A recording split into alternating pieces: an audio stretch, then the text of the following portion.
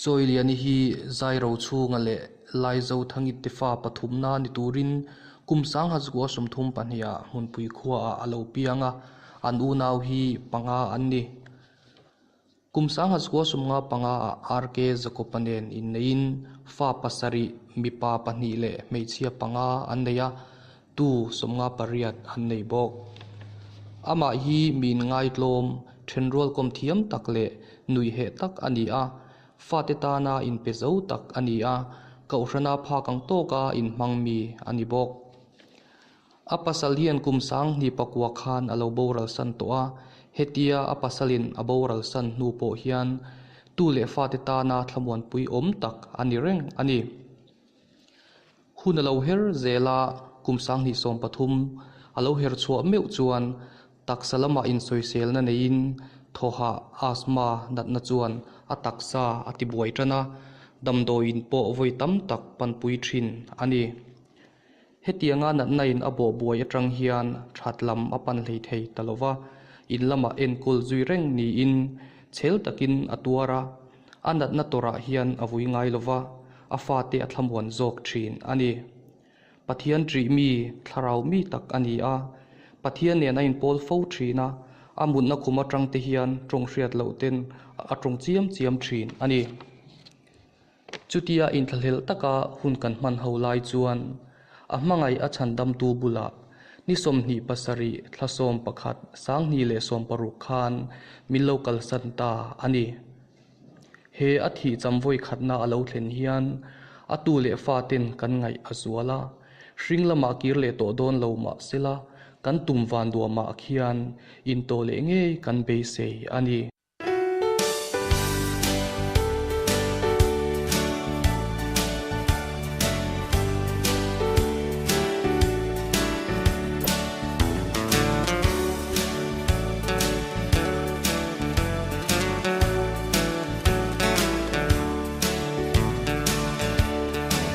kadam lai khi pui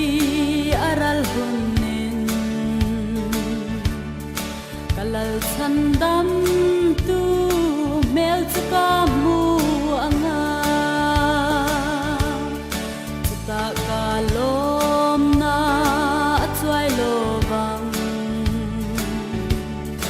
amela van pang parvureng anga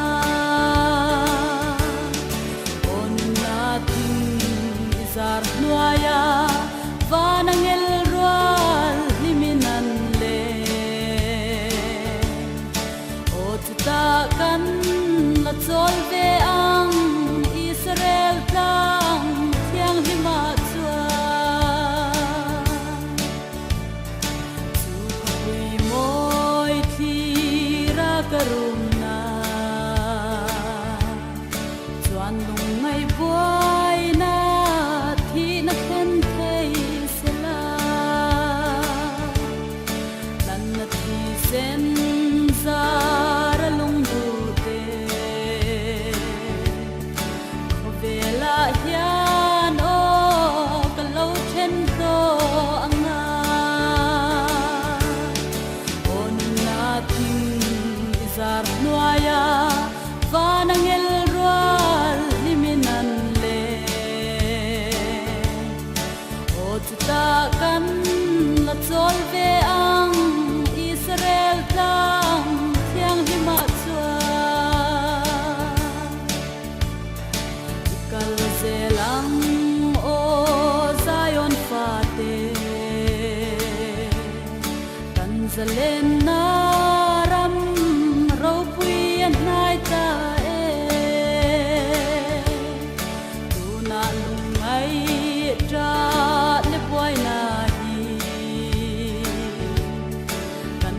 na pang para an la nge yang on na ting zar nuaya vanangel rual liminan le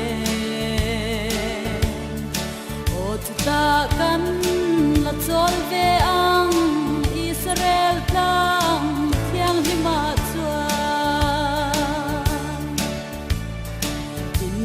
khapui môi cái khen hùn chua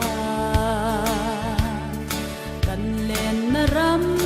re lam hi ca hoi to lo viram no le a lal thu theng chu en nam mak ta